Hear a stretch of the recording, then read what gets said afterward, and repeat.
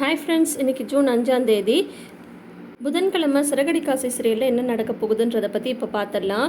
இப்போது ரோகிணி வந்து அவங்க அம்மாவையும் கிருஷ்ணையும் வீட்டை விட்டு வெளியே அனுப்பணும். அது முத்து மீனா வீட்டில் இருந்தால் நடக்காதுன்னு சொல்லிட்டு வீட்டில் இருக்கிற எல்லார்ட்டையும் ஒவ்வொரு ரீசனை வச்சு வெளியில் வந்து அனுப்பிடுறாங்க. முத்துவும் சவாரி கிளம்பிடுறாரு. மீனா வந்து பார்த்திங்கன்னா இந்த வித்யா வீட்டுக்கு வித்யா வந்து எனக்கு பூ கட்ட சொல்லித்தாங்கன்னு சொல்லிட்டு மீனாவை கூப்பிட்ருக்காங்க. மீனாவும் வந்து அங்கே போயிருக்காங்க.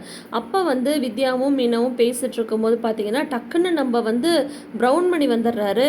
நம்ம மலேசியா மாமா அவர் வந்து கதவை தட்டுறாரு. உடனே போய் பார்த்தீங்கன்னா இவங்க வித்யா வந்து அவங்கள பார்த்துட்டு ஷாக் ஆகிடுறாங்க. முதல்ல இந்த பக்கம் வாயா, நீ இங்கே என்னையா பண்ணுற அப்படின்ற மாதிரி கேட்குறாங்க. என்ன பாப்பா இப்படி கேட்குற, உன்னை பார்த்து எவ்வளோ நாள் ஆச்சு, கடையில் நல்லா இளம் ஆட்டுக்கறியாக இன்றைக்கி வெட்டினேன், உனக்காக பாரு கொத்துக்கறி போட்டு எடுத்துகிட்டு வந்திருக்கேன் அப்படின்ற மாதிரி அவர் சொல்கிறாரு. அவரோட வாய்ஸை மட்டும் லைட்டாக மீனா வந்து கேட்டுடுறாங்க. இது வந்து ரோகிணியோட மாமா வாய்ஸ் மாதிரி இருக்கே அப்படின்ற மாதிரி இவங்க உள்ளே யோசிச்சுட்டு இருக்காங்க. வெளியில் வந்து பார்த்திங்கன்னா இந்த வித்யா வந்து அப்படி இப்படின்னு எப்படியோ சமாளித்து அந்த ப்ரௌன் மணியை வந்து வெளியில் அனுப்ப கரெக்டாக இவங்களும் வந்து கதவை திறந்து வெளியில் வந்து பார்க்க ப்ரௌன் மணி இந்த தடவையும் எஸ்கேப் ஆகிடுறாரு. அப்பாடா தப்பிச்சு அப்படின்ற மாதிரி வித்யா வந்து நினச்சிட்ருக்காங்க. யார் இப்போ வந்தாங்க, அவங்களோட வாய்ஸை நான் எங்கேயோ கேட்டிருக்கேனே அப்படின்ற மாதிரி மீனா வந்து சொல்கிறாங்க. இல்லைங்க, எங்கள் ஏரியா கறிக்கடைக்காரர் வந்தார், நீங்கள் இன்றைக்கி வரீங்கன்னு சொல்லிட்டு நான் வந்து கறி சொல்லி வச்சுருந்தேன், அதை கொடுக்க தான் வந்தார் அப்படின்ற மாதிரி வித்யா வந்து என்னத்தையோ சொல்லி சமாளிச்சிடுறாங்க. அதுக்கப்புறம் அங்கே வந்து பார்த்தீங்கன்னா கிருஷ்க்கு வந்து ரோகிணி தான் அம்மா அப்படின்ற விஷயம் வந்து தெரிஞ்சிடுச்சு இல்லையா. ரோகிணி வந்து கிருஷ்ணை வந்து மடியில் படுக்க வச்சு அவங்க வந்து தலையை கோதிட்டுருக்காங்க. உங்கள் ரெண்டு பேரையும் இப்படி பார்க்கணுன்னு தான் நான் ஆசைப்பட்டேன் அப்படின்ற மாதிரி அவங்க அம்மா வந்து சொல்லிகிட்ருக்காங்க. அப்போ வந்து பார்த்தீங்கன்னா கிருஷ் வந்து ஸ்கூலில் நடக்கிற விஷயத்தெல்லாம் சொல்லிகிட்ருக்காரு. இந்த மாதிரி வந்து எல்லாரும் என்னை கிண்டல் பண்ணுவாங்க அம்மா இல்லைன்னு சொல்லிட்டு, வேணும்னே என்னை வந்து அடிச்சுட்டு எங்கே உங்கள் அம்மாவை கூட்டிகிட்டு வா பார்க்கலாம் அப்படின்ற மாதிரிலாம் சொல்லுவாங்கம்மா. நீ வந்து கண்டிப்பாக என் ஸ்கூலுக்கு வந்து நீ வரணும், வந்தால் நீ தான் எங்கள் அம்மான்னு சொல்லிட்டு நான் என் ஃப்ரெண்ட்ஸ்டெல்லாம் காட்டணும் அப்படின்ற மாதிரிலாம் கிருஷ் வந்து சொல்லிகிட்ருக்காங்க. அப்போ வந்து ரோகிணி சொல்கிறாங்க, இல்லை கிருஷ், என்னால் இப்போது அங்கெல்லாம் வர முடியாது, கொஞ்ச நாள் பொறுத்துக்கோ, கொஞ்ச நாளில் வந்து நான் தான் உன்னோட அம்மான்றது எல்லாருக்கும் தெரியும், ஆனால் அது வரைக்கும் நீ யார்கிட்டையும் சொல்லக்கூடாது அப்படின்ற மாதிரி வந்து சொல்லிகிட்ருக்காங்க. அப்போ வந்து ரோகிணியோட அம்மா வந்து சொல்கிறாங்க, எப்போ பார்த்தாலும் இந்த மாதிரி தான் பசங்க அடிச்சிட்டாங்கன்னு வந்து சொல்லுவான், எனக்கு அப்போல்லாம் கஷ்டமாக இருக்கும், நீ ஒரு தடவை தான் போயிட்டு வாயேன் அவன் கூட ஸ்கூலுக்கு அப்படின்றாங்க. உடனே ரோகிணி வந்து திட்டுறாங்க, அவன் தான் புரிஞ்சுக்காமல் ஏதாவது பேசிகிட்ருக்கானா, நீயும் இந்த மாதிரி வந்து பேசிகிட்ருக்க, முதல்ல நான் இப்போ என்ன சொல்ல வரேன்னா, நீங்கள் ரெண்டு பேரும் முதல்ல இங்கேருந்து கிளம்புங்க, நீங்கள் ரெண்டு பேரும் இங்கேருந்து கிளம்பணுன்றதுக்காக தான் நான் வீட்டில் இருக்கிற எல்லார்ட்டையும் ஒவ்வொரு ரீசனை சொல்லி வெளியில் அனுப்பிச்சி வச்சுருக்கேன். அந்த முத்துவோ மீனாவோ திரும்பி வர்றதுக்குள்ளார நீங்கள் கிளம்புங்க, ரொம்ப நேரம்லாம் வித்யாவால் மீனாவை வந்து பிடிச்சி வச்சுருக்கலாம் முடியாது அப்படின்ற மாதிரி சொல்லிவிட்டு பையெல்லாம் எடுத்து வச்சு ரெண்டு பேரையும் வந்து கிளம்ப சொல்கிறாங்க. நீங்கள் ரெண்டு பேரும் போய் ஒரு லாட்ஜில் வந்து தங்கிக்கோங்க, வாங்க நான் உங்களை கூட்டிகிட்டு போய் விடுறேன் அப்படின்ற மாதிரி சொல்லிட்டு இருக்கும்போதே கரெக்டாக வந்து சவாரி முடிச்சுட்டு முத்து வந்து வந்துடுறாரு. உடனே வந்து பேக்கெல்லாம் கொண்டு போய் உள்ளே வச்சுட்டு இவங்க வந்து ஒன்றும் தெரியாத மாதிரி ஹாலில் வந்து உட்காந்துக்கிறாங்க. உடனே பார்த்தீங்கன்னா முத்து வந்து சொல்கிறாரு, என்னம்மா இங்கேயே உட்கார வச்சுட்ருக்கீங்க, என் கிருஷ் வந்து தூங்கலை அப்படின்னா, அதெல்லாம் ஒன்றும் இல்லைப்பா அப்படின்ற மாதிரி சொல்கிறாங்க.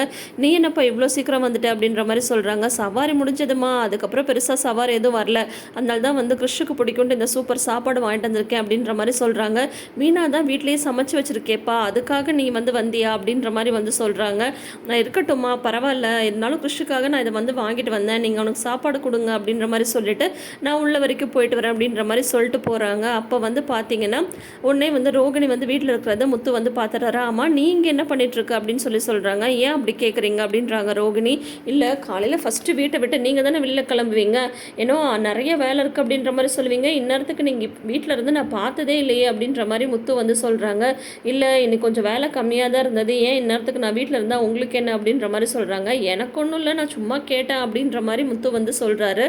அதுக்கப்புறம் பார்த்தீங்கன்னா டைனிங் டேபிளில் சாப்பாடெல்லாம் எடுத்து வச்சுருக்கு. அப்போ பார்த்தீங்கன்னா கிருஷ் வந்து நீ ஊட்டுமா அப்படின்னு கேட்கவும் கிருஷ்க்கு வந்து ரோகிணி வந்து ஊட்டுறாங்க. இதை வந்து முத்து வந்து பார்த்துட்டு முத்துக்கு ஒரே அதிர்ச்சி ஆகிடுது. என்ன நடக்குதுங்க அப்படின்ற மாதிரி வந்து கேட்குறாங்க. உடனே வந்து ரோகிணி வந்து திரும்பி பார்த்துடுறாங்க. பார்த்துட்டு முத்து கவனிச்சதை வேறு பார்த்துடுறாங்க. அது ஒன்றும் இல்லை, அவன் வந்து சாப்பாடு ஊட்டுறீங்களா அப்படின்ற மாதிரி வந்து கேட்டான், அதுக்காக தான் நான் ஊட்டுறேன் அப்படின்னதும், அப்படியா பார்லரம்மா, நீ இதெல்லாம் செய்வேன்னு நான் கொஞ்சம் கூட எதிர்பார்க்கவே இல்லையே, நீ வந்து அவனுக்கு சாப்பாடெல்லாம் ஊட்டி விடுற அப்படின்ற மாதிரி சொல்கிறாங்க. இல்லை, அவன் கேட்கும்போது எனக்கு ஒரு மாதிரி இருந்தது, அதனால தான் அப்படின்ற மாதிரி எதையோ சொல்லி சமாளிச்சிடுறாங்க ரோகிணி. இருந்தாலும் முத்துக்கு வந்து ஒரே ஆச்சரியமாக இருக்குது, என்னடா ரோகிணி இந்த பையனை வந்து இப்படி கவனிக்குதுன்ட்டு எனக்கு ஒரே ஆச்சரியமாக இருக்குது. நேற்று என்னென்னா ஊருமா கொடுத்து அதில் வந்து அவங்க படுத்துக்க சொன்னீங்க, ஆனால் இன்றைக்கி என்னென்னா சாப்பாடே ஊட்டி விடுற, உங்ககிட்ட இதெல்லாம் நான் எதிர்பார்க்கவே இல்லையே, உங்ககிட்ட ஏதோ ஒரு மாற்றம் இருக்குது அப்படின்ற மாதிரி முத்து வந்து சொல்கிறாரு. அதுக்கப்புறம் வந்து பார்த்தீங்கன்னா, அங்க வந்து மீனாவே சமைச்சிடுறாங்க. மீனாவும், வித்யாவும் பேசிட்டு இருக்காங்க. அப்ப வித்யா வந்து சொல்றாங்க, "உங்க அத்தை எப்ப பார்த்தாலும் உங்கள திட்டிட்டே இருக்காங்க. உங்களுக்கு கோவமே வராதா? நானா இருந்தா உடனே வந்து அவங்கள நல்லா புடிச்சு கேட்டு விட்டுருவேன்." அப்படின்னதும், "என்னங்க நீங்க இந்த மாரி எங்க அத்தைய பத்தி பேசுறீங்க?" அப்படின்றாங்க. "ஏங்க உங்கள எப்ப பார்த்தாலும் அவங்க திட்டுறாங்க. ஆனா அவங்கள ஒரு வார்த்தை நீங்க சொல்ல விட மாட்டேன்றீங்க." அப்படின்றாங்க. "பின்ன என்னங்க ரோகிணியும், ஸ்ருதியும் வந்து நல்ல பெரிய பணக்கார வீட்லேருந்து வந்திருக்காங்க. நான் வந்து ஒரு சாதாரணமான குடும்பத்துலேருந்து வந்திருக்கேன். அந்த கம்பேரிசன் வந்து அவங்க கண்டிப்பா வந்து பண்ண தானே செய்வாங்க. அதுக்காகலாம் நான் கோச்சுக்க முடியுமா? இப்போ அவங்க வந்து திட்டும்போது எனக்கும் கோவம் வரும் தான். அதுக்காக நானும் வந்து திரும்ப சண்டை போட ஆரம்பிச்சேன்னா, வீட்ல வந்து நிம்மதியே இருக்காது. அதனால மாமா தானே கஷ்டப்படுவாரு. அதனால வீட்ல வந்து ஒருத்தவங்க பேசும்போது இன்னொருத்தவங்க அமைதியா இருந்தா தாங்க குடும்பம் சந்தோஷமா இருக்கும். அதனால என்ன இப்போ என் வீட்டுக்காரர் தான் என்ன வந்து சூப்பரா பார்த்துக்கிறார்ல, எனக்கு அது வந்து போதும். அதுக்காக அத்தை வந்து திட்டும்போது மனசு கஷ்டப்பட மாட்டேன்லாம் சொல்ல வரல. கஷ்டமா தான் இருக்கும். இருந்தாலும் வீட்டு சந்தோஷத்துக்காக நான் எல்லாத்தையும் பொறுத்துப்பேன்." அப்படின்ற மாரிலாம் மீனா வந்து சொல்லிட்டு இருக்காங்க. உடனே வந்து வித்யா வந்து மனசுலயே நெனச்சுக்கிறாங்க, இந்த ரோகிணி சொன்ன மாரிலாம் கிடையாது. உண்மையிலேயே மீனா வந்து ரொம்ப ரொம்ப நல்ல பொண்ணு அப்படின்ற மாரி வித்யாவுக்குமே தோணுது. அதுக்கப்புறம் பார்த்தீங்கன்னா, மீனாவும் வந்து அங்கேருந்து கிளம்பி வந்துடுறாங்க. இப்போதைக்கு வந்து ரோகிணியால வந்து அவங்க அம்மாவையும், கிருஷ்ணயும் வந்து வீட்ட விட்டு அனுப்ப முடியல. அத வந்து அப்புறம் வந்து பார்த்தீங்கன்னா, முத்து வந்து சொல்றாரு மீனாட்ட, "இந்த மாரி வந்து பார்லர் அம்மா தான் வந்து கிருஷ்க்கு சாப்பாடெல்லாம் ஊட்டி விட்டுச்சு." அப்படின்ற மாரிலாம் சொல்லி ஆச்சரியமா பார்க்குறாரு. இதில என்ன இருக்கு? ரோகிணி மனசுலயும் ஒரு தாய்மை இருக்கும்ல. யாருக்கா இருந்தாலும் அவங்க மனசுல ஒரு தாய்மை குணம் இருக்கும். அதனால தான் வந்து சாப்பாடு ஊட்டியிருப்பாங்க. நீங்க சொல்ற மாரி இத எனக்கு வந்து பெருசா எடுத்துக்கணும்ல, யோசிக்கணும்ல தோணவே இல்ல அப்படின்ற மாரி மீனா வந்து சொல்றாங்க. இருந்தாலும் பார்லர் அம்மா வந்து சாப்பாடு ஊட்டி விட்டதே எனக்கு வந்து அதிசயமா தான் இருக்குது அப்படின்ற மாதிரி முத்து வந்து சொல்லிட்டுருக்காரு. அதுக்கப்புறம் பார்த்தீங்கன்னா தொடரும் போட்டுடுறாங்க. நாளைன்னு காட்டுறாங்க. அப்போ முத்து வந்து மீனாட்ட வந்து சொல்லிட்டுருக்காங்க, இந்த மாதிரி வந்து அநேகமாக பார்லர் அம்மாவுக்கு வந்து குழந்தை பெற்றுக்கணும்னு ஆசை வந்துருச்சுன்னு நினைக்கிறேன் அப்படின்றாங்க. ஏன் அப்படி சொல்கிறீங்க அப்படின்னதும், இல்லை அதனால தான் இந்த கிருஷ்ண வந்து விழுந்து விழுந்து கவனிக்கிறாங்கன்னு எனக்கு தோணுது அப்படின்ற மாதிரி சொல்லிட்டு இருக்காங்க. அது ரோகிணியும் கேட்டுடுறாங்க, பின்னாடி இருந்து மனோஜும் கேட்டுடுறாங்க. இதோட இன்னைக்கு வந்து எபிசோட வந்து முடிச்சிருக்காங்க. ஸோ இப்போ வந்து பார்த்தீங்கன்னா ரோகிணி பற்றின ஒரே ஒரு முடிச்சு வந்து அவிழ்ந்திருக்கு. கிருஷ்க்கு வந்து ரோகிணி தான் அம்மா அப்படின்ற விஷயம் வந்து தெரிஞ்சிடுச்சு.